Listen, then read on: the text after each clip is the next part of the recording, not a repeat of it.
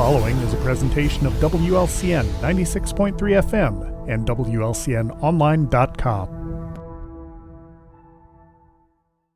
This live video stream is made possible in part by WLCN's live stream technology sponsor, Me Realty, located at 602 Keokuk Street in Lincoln and online at merealty.com.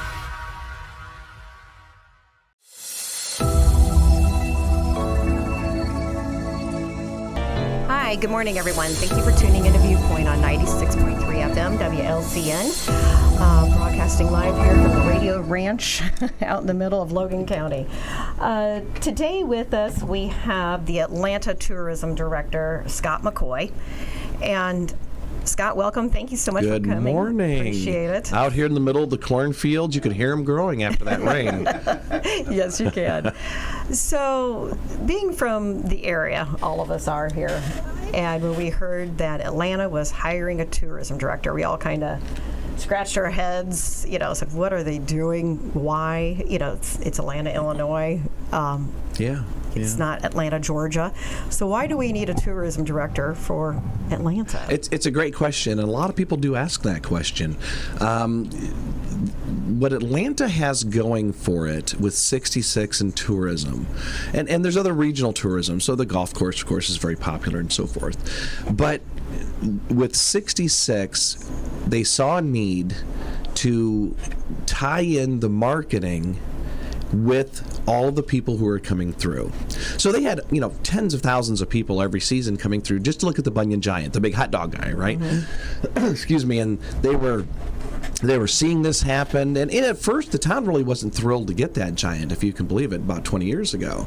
So a lot of the people just didn't understand it, but then all of a sudden they started seeing people, and then they're talking to people downtown who are speaking French or whatever, and they saw this buildup of Route 66 and tourism and what it could be. If they're stopping here, let's do something about it.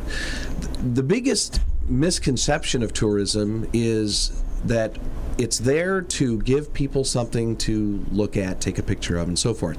And while that's a big part of it, that's not the goal. The goal is to get people to drop dollars. So Atlanta said, well, that takes some structure. That takes somebody to say, how do we get them to stop? Give them something to stop for. How do we get them to stop? How do we get them to stay? Maybe stay the night and so on. And that takes a strategic plan and somebody who really knows what they're doing and to make all that work and fit together. So that's where the position really kind of came from Atlanta, having this small community. They had the stuff. People were stopping. Of course, we're building new stuff now with the American Giants Museum that's there, new giants that are continuing to come in, the Coal Mine Museum, and so forth. That gets people to stop. I get them to drop dollars into the business community there, which is the whole purpose of it, and that's why it exists. Wonderful.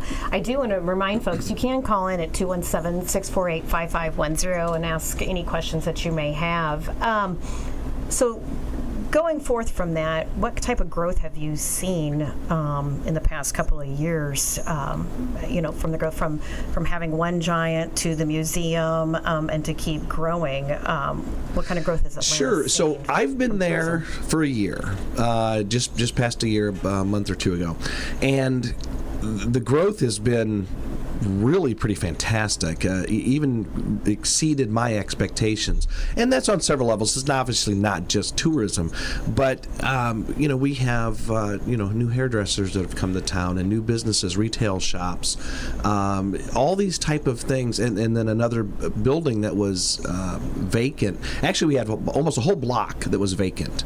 And it is mostly full now with new businesses. And then on another block on Arch Street, right on 66, we had another business or a building that was for sale, and it is becoming a brewery, and it's going to be a tap, and all these type of things. So even the library itself has, with its buildings downtown on Arch Street, has expanded its library, and now there's retail in there as well. So this growth has been tremendous, and in this economy, I think we can all agree things are kind of tough, and a lot of people aren't spending money, and so we looked at this as this is great potential. We built it, we worked on it, the city worked on it, the council worked on it, and the economic development of Atlanta has been growing. which is exactly what we want to do. Right, because you just had a ribbon cutting for 6 businesses. Yes, all on the same block. So they're all in this. Really, when I came to town, that was essentially a dead block. There was nothing there other than Collins Roofing, who owned, I think, most of the buildings at the time. And it was just nothing. They were all empty storefronts. And they're on the other side of the tracks, a block away from Route 66. So it was the area that obviously didn't have a lot of traffic. And with all these new businesses coming in, with Vicky's and Artful Market, it just continued to expand and grow, and putting more people in there and more businesses. And now there's traffic and there's people walking around in the area. Something a lot of communities, especially the small communities, are not seeing these days. And we have it, so we're really thrilled about it. I mean, that's neat. I mean, because what is the population of Atlanta? It's about 1,700. And now look at all this new growth coming. Correct. And it's nice, good, slow growth. A good solid growth, it looks like. It is. So we'll go back to tourism on that point, which is a great point. With tourism and the economy that we're in at this point, and everything's tough and everybody's tightening up, well, that's all the local people. So if you're in the United States or in your, locally here or whatever, people are taking road trips. So they're going to spend money. But a lot of people just generally are holding back on the money. But when you have foreign people come in and they're traveling Route 66, you have people that have, $2,000, $3,000, $4,000, $5,000, $6,000 of cash to spend on their vacation, and they're coming through and they're going to spend it. So that's where a lot of the growth is coming from. And a lot of these businesses target that, the retail, the restaurant. We had, the Country Air's newly remodeled, and it's a huge part of this is the tourism that they get from it. A lot of the buses will park there and eat there and have reservations. Our motel, so we have one of the newest motels in the area, and it's Route 66 themed, playing on that right in Atlanta. So we can get people to come in and stop and drop those dollars. That's one of the major contributors is to the growth that we're having, is going, hey, we need to take advantage. People are stopping. They're out of town. They're out of country. They're expecting to spend money anyway. Let's capture those dollars. And here's something a lot of people don't think about. In Central Illinois, Route 66 is Chicago to Santa Monica, California. So we're considered the beginning of Route 66, which is where about 82 or so % of people start. If they do the 66 trip, they start in Chicago. So we're at the beginning of it. So their pockets are still full of cash. So by the time they got to Arizona and California, they've spent almost all their funds, or maybe all of them, and now they're dipping into the savings or whatever. But here we've got them. They haven't bought the T-shirts yet. They haven't bought the hat yet. They didn't get the kids a something yet, and they're spending that money now and enjoying the trip. And we can take advantage of that here in Central Illinois, because this is the place to do it when they have all the cash. So when you look at all those different aspects of marketing, it all comes into play, and that helps Atlanta with its growth. Now, you mentioned, tour buses, and foreign people. I don't know if a lot of people are on social media, and I talked about this earlier in the show, that there's a lot of Route 66 Facebook groups. And, people are recommending, where do I need to stop? Where do I need to go? And it is neat, and I guess you can say also humbling, being from Logan County. And you're reading, they're talking about Atlanta, Illinois, talking about Logan County. You need to do this, you need to see that, and to see the pictures that they've taken. Oh, yeah. So where have you seen a lot of our tourists from? Because I think it's going to blow some people's minds away, not just here in the United States. Where else are they coming from? Everywhere. They are from everywhere, and it's amazing. So again, of course, you've got Canada, Mexico, South America. You got all that type. But the big ones, the really, really popular countries to come over are the UK, of course. Australia is massive. New Zealand is massive. There are like three, maybe 4 tour companies that are dedicated almost solely to Route 66 tours out of Australia and New Zealand. Really? So, they bring, this is all that they do. They come over, and they'll do other things in the States, the Grand Canyon and some things that are sort of along the route in a way. But it is absolutely massive. France are big into motorcycles, and they'll bring people over. Japan is pretty popular. So they're from all over the place. And even we were talking about this off the air before we went on the air. I even had a couple from Guam. They lived on. I mean, how many people live on Guam? So it's the type of thing where it's really cool, and you meet some fascinating people. It's always fun for the ones that don't speak English to thank goodness for Google Translate and those type of things and all these apps. But and they're just. These people are almost in awe because for most of them, this is America. This is what America symbolizes, Americano and, the Chevy driving down the road and all that sort of thing. But this is their first trip to America. And they're just in awe of being here and seeing the stuff and talking with Americans almost as much as a lot of us are in awe of talking to them and learning about them. I had a gentleman, speaking of Australia, he's from Australia, he's a farmer. And really, honestly, I get more questions about farming here when we have a tour bus or something than even 66, because they're just blown away. They see all the corn and stuff, but a lot of them don't know what that is, or they've never seen it grow before, right? But I had a farmer from Australia, and he stopped and he goes, "Look, there's a Ford F-150. Oh, look, there's a Ford F-150," and he's pointing out, and I'm like, "Well, okay, you want to go to the parking lot because we have like 30 of them probably right there right now," but that's what they get those imported into Australia, and that's what the farmers use. And so to them, it's a big order. It's like getting a Tesla for us, maybe, right? So it's just one of those rare things that come in from America. And he was blown away by all the F-150s. And it's the things that we take for granted, I guess you can say, or it's our norm. And then see it through the eyes of a tourist, I guess you can say. That old saying is you see it through the eyes of a child, but now we're seeing it through the eyes of a tourist of what we have to offer. And I think there were some blinders on, don't you think, before this? The blinders are always on for the locals. Okay. Because remember, wherever you go to visit, that's somebody else's normal. Right. So, my sister, the American Giants Museum to me is like Walt Disney World for my sister who lives just right outside of it. It's just there. It's just something in the community. But to me, it's a treat. It's neat and it's fun.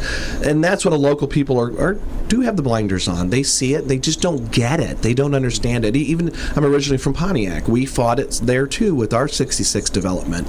A lot of the local people didn't get it. This is dumb. This is stupid. This is just 66. And to me, growing up as a kid in Pontiac, it was a way for my dad to cut 2 minutes off a trip to Bloomington Normal, to get off at Chenoa or whatever. That's just what we think of it because we're here.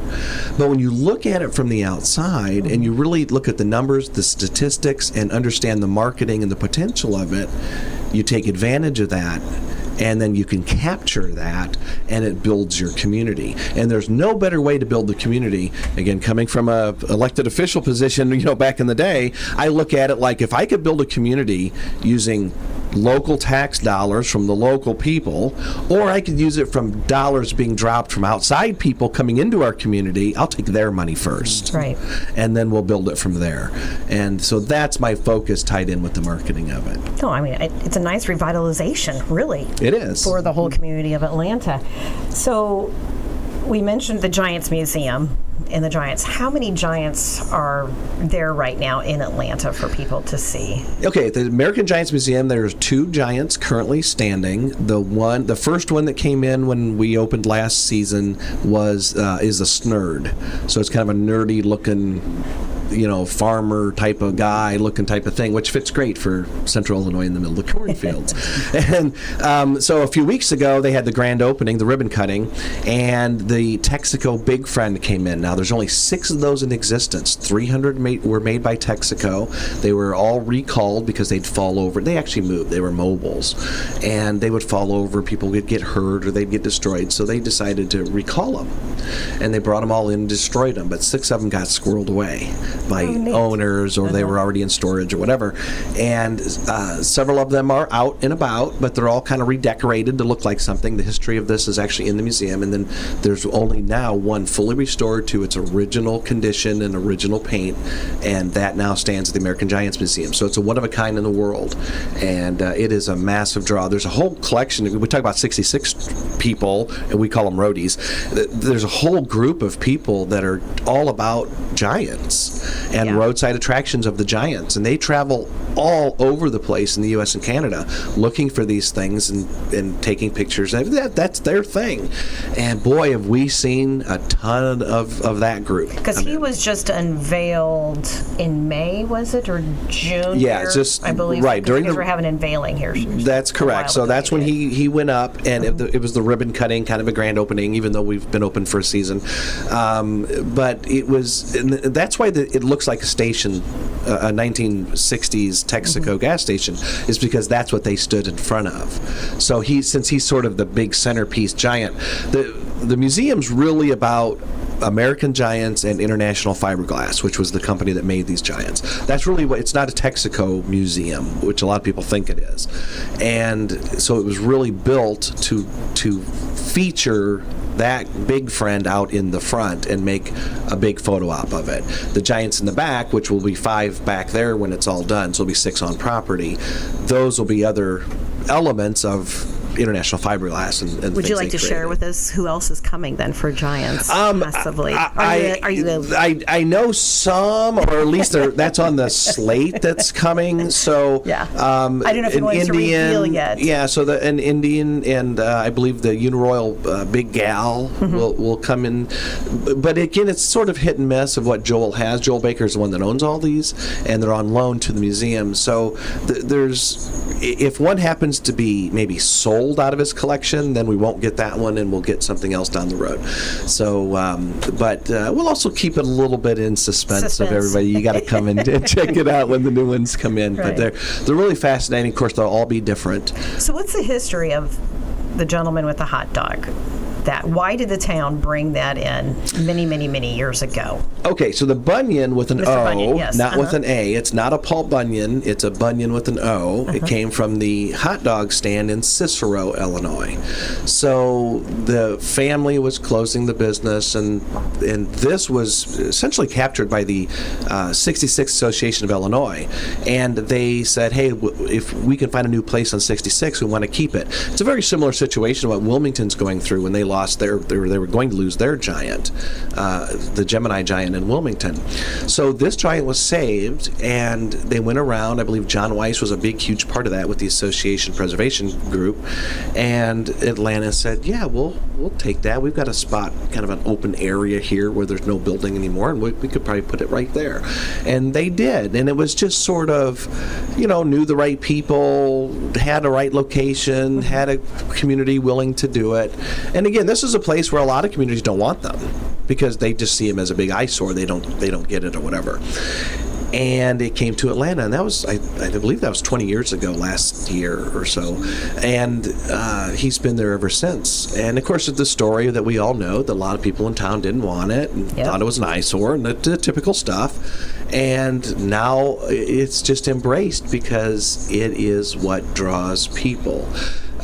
But back then, before the American Giants Museum, and there was really any focus on this, people would stop in town, and that's why they would stop. Otherwise, they would either go through or go around. Right. And we want to stop what I call drive-by shootings. If a town develops something, so let's just take a town, and they say, okay, we're going to put this thing up, this object up, or a mural or whatever. And those are all great, but people will stop, roll their window down, take a picture, maybe get out and take a picture with it, and then they'll get back in the car and leave. That's a drive-by shooting. That doesn't do your town any good. All you did is you gave them something free to take a picture of. Yeah. And if they're not dropping $1 or getting gas or spending the night or eating or whatever, why are you doing it in the first place? Just to have more traffic on your roads and create potholes faster. So you need to capture that. And I wish, and I'm not casting stones, that Lincoln would try to capture on that and grow from that. So if there's any elected officials listening. me too, actually. Lincoln. I mean, that would be wonderful if they could. Lincoln is one of the communities, and I love Lincoln. I love Illinois, I love Central Illinois, and we have a lot of great stuff going for us. Lincoln has some really cool things going for them, too. They're just not capitalizing on it. Right. And I think that is probably that blinders thing. Maybe they don't get it. Maybe they don't really get it. You have hundreds of thousands of people a season driving past you or through you and not dropping $1. And that is a problem. And if you don't capture some of that, you're going to... Well, let's look at the closure of the correctional facility. And they're in a similar situation as Holbrook, Arizona. And it's a 66 community. They have a lot of potential. They actually have one of the wigwams, the 2 wigwams that are on 66 there. They look like wigwams, and you stay in them, right? The hotel rooms. And it's in Cars, the movie, with Disney and all of that. They have one of those right there in the community. They have the Old West saloons and the gunfights and the history of all that stuff and the bloodbaths of people getting shot in the street. And they never took advantage of it. They just never saw the potential in it. And now they have a power plant out there, and it's closing, and it's going to devastate that community. I mean, that community is going to be a ghost town if they can't find a way out of it.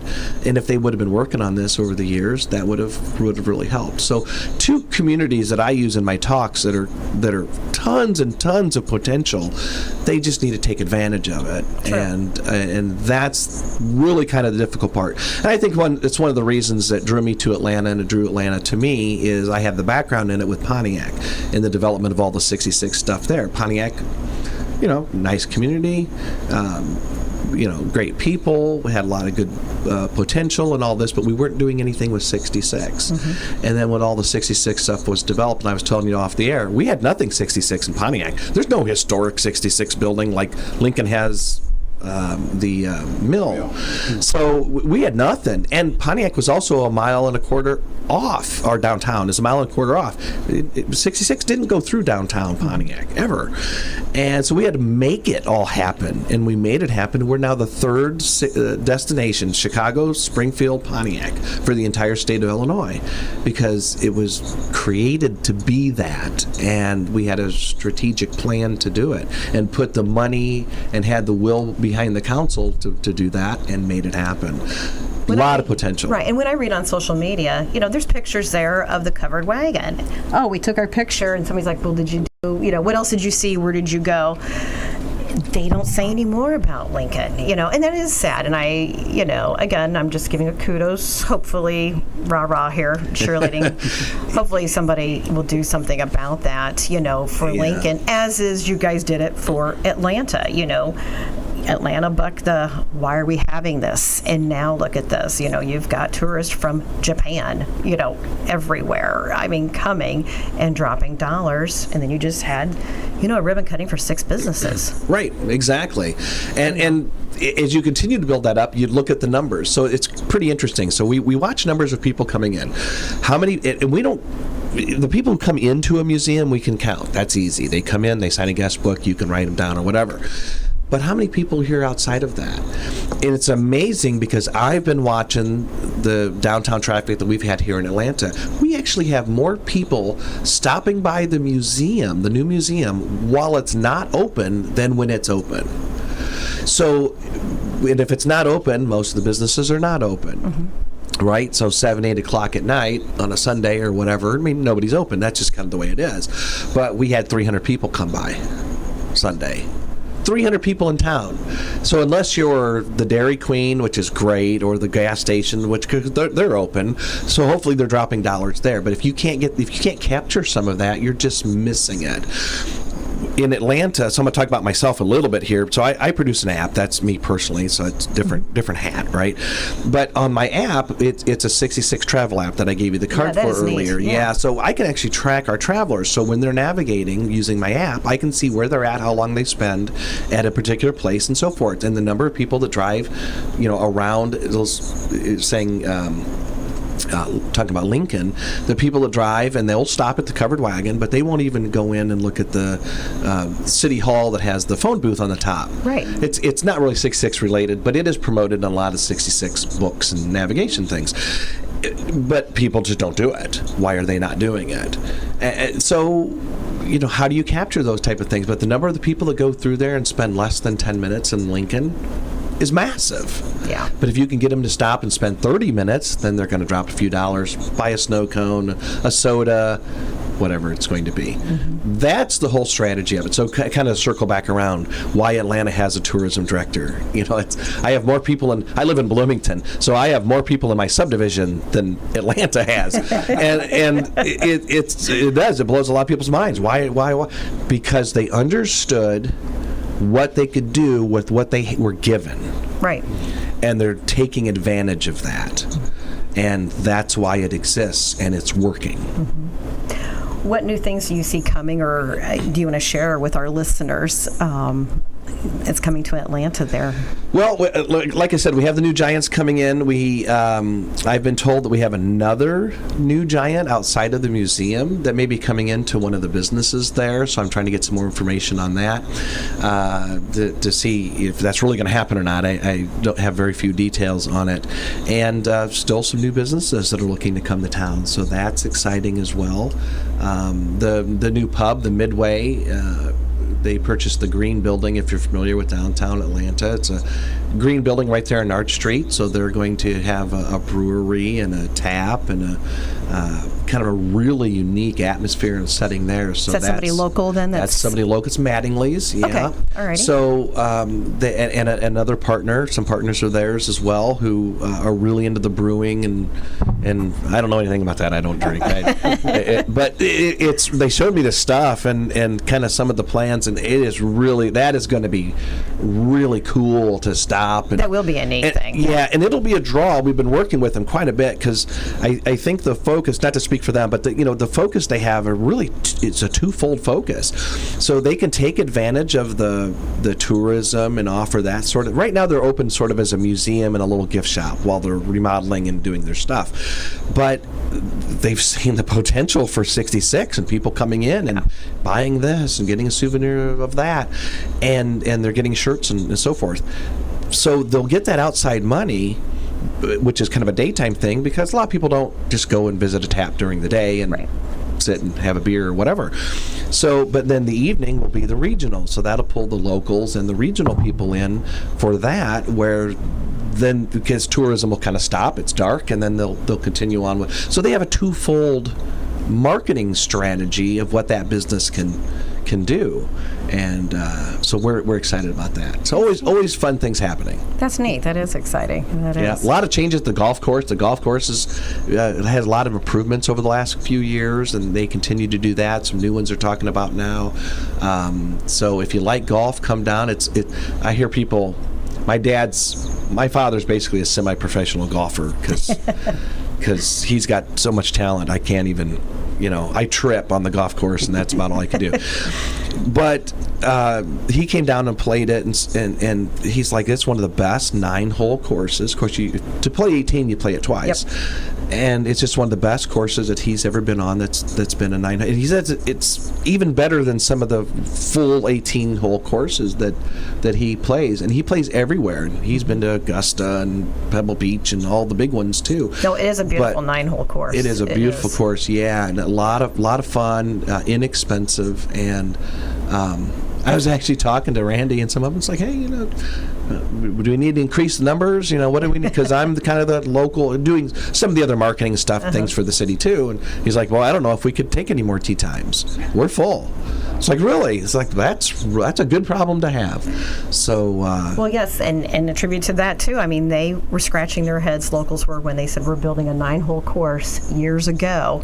And, and they did go through a period there where it was stagnant, you know. But yeah, it is. You're a lot of people, from the area going up there and playing now. And like you said, now they're full for tea time. So exactly, it's a trickle-down effect. I hope people realize that is a trickle-down effect. And it's actually somewhat of a COVID effect, because that's a local thing to do that takes 4 hours to play a round of golf, a full round of golf. it is not that expensive. And people can do it about any time and get outside, and it's nice. And so COVID actually helped the golf courses in many ways.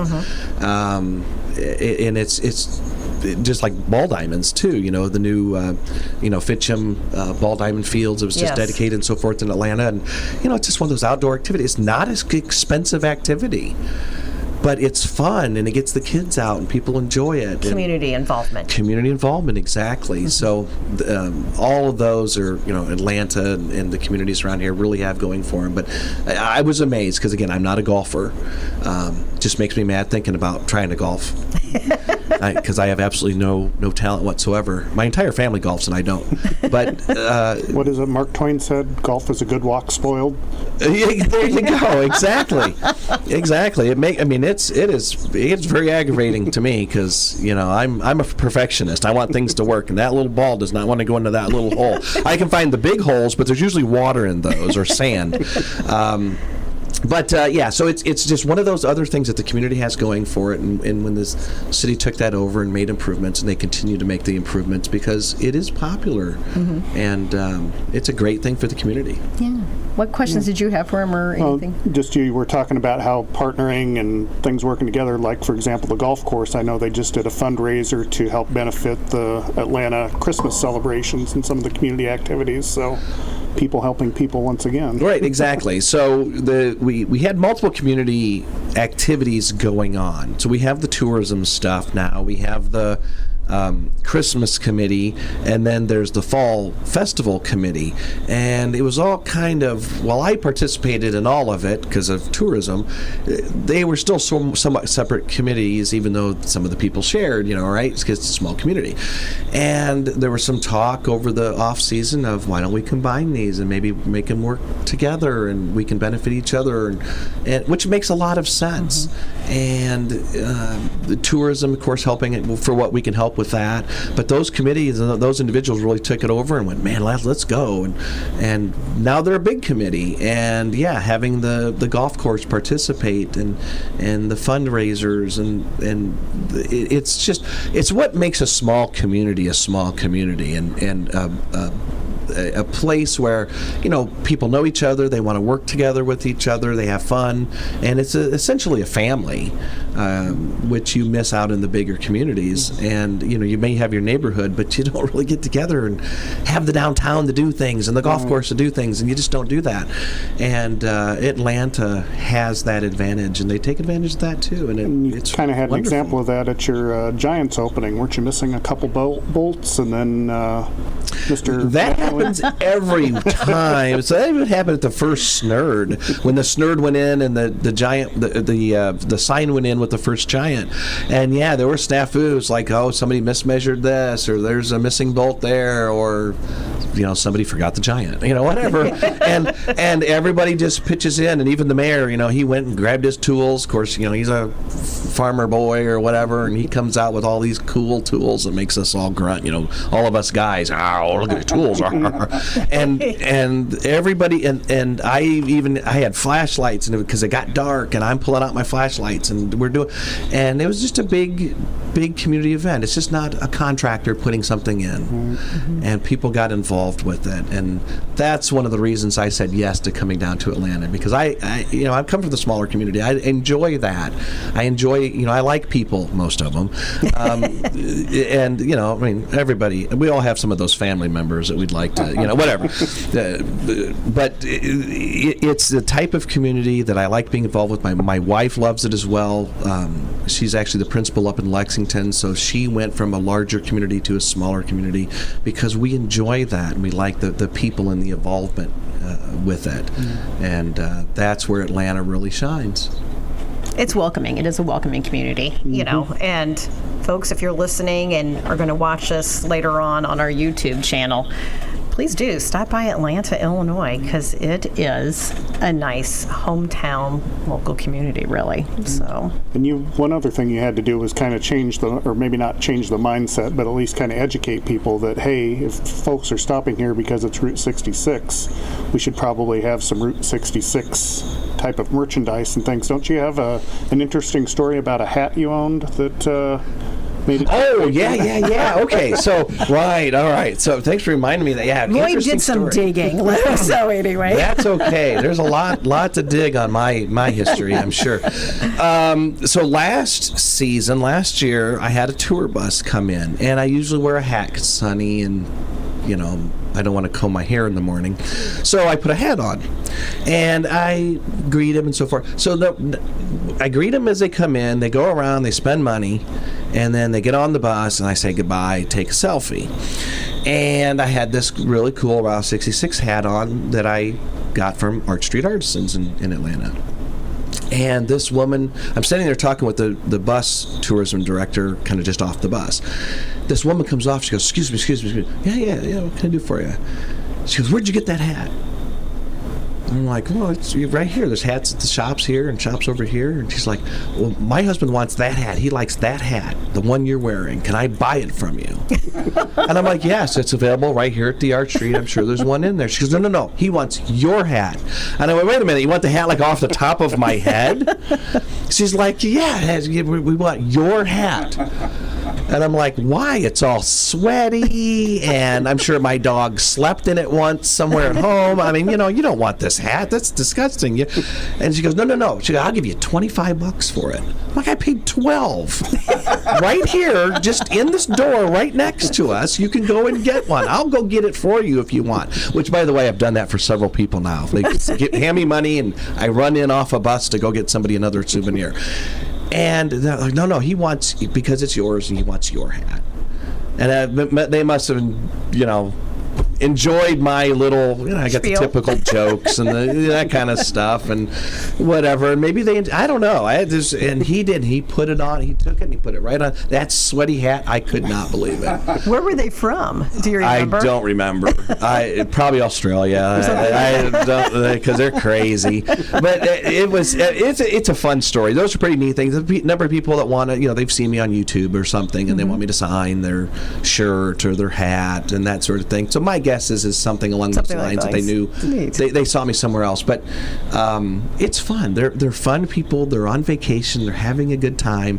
It makes you have a good day when you're meeting and talking to them. Some of them will even give you a gift. Here's stickers from our hometown or whatever. And it's really, really enjoyable. So that's why I like it, what I like about it. And one of the reasons I took this position, I like Atlanta. But I like people, and I want to be in the field with people because I've been in the tourism industry for 20 years, but since I've been out of Pontiac, I've been in my office. And unless I'm traveling and meeting people, I just don't get to do that every day. And that's one of the advantages for me is I get to do that. And you come up with some interesting stories. So thanks for bringing that up. I'm sure that hat's out there still. Is probably got my DNA in. Hopefully they don't commit a crime. Match it back to your DNA. That is true. Well, that'll tie them into all the ones I committed in. So whatever. Maybe they'll come to Atlanta and spend some money while they're looking for you. Yeah. Exactly. A lot of fun. Yeah. Well, Scott, thank you so much for coming. Greatly appreciated. Yeah, thanks for having me. Like I said, it is, folks, if you haven't been to Atlanta, even if you're locals, go drive around and just take the blinders off and take it all in and see it as a tourist and look at the growth. I mean, that's proof in the pudding, I guess you can say, and kudos to the new businesses coming and that have opened up that are sustaining and growing. That's wonderful. And come in and check out those businesses. They've got some really awesome products, a lot of handmade, homemade stuff, locally made stuff. You'll be blown away. Yeah. Well, folks, the Lord and weather willing, we'll be back next week with Viewpoint. Thank you. This live video stream is made possible in part by WLCN's live stream technology sponsor, Me Realty, located at 602 Keokuk Street in Lincoln, and online at merealty.com.